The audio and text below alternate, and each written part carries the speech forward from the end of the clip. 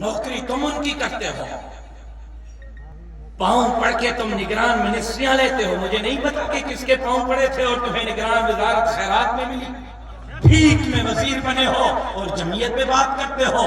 اپنے لمٹ اور حد میں رہو، کراس مت کرو. اور سن لو، اور سن لو، اور سن لو، جن کی نوکری کر رہے ہو اپنے باپ دادا کو اباوڑوں کے عوام کا پیغام دے دو کہ زمین تمہارے پاؤں سے سرک رہی ہے. اب سندھ کے اقتدار کے کرسی پر بیٹھے گا تو جمعیت علماء اسلام کا یہ حریف کارکن بیٹھے گا انشاءاللہ. تکبیر. توجہ جھیڑو او امن جا دشمن دوستاں.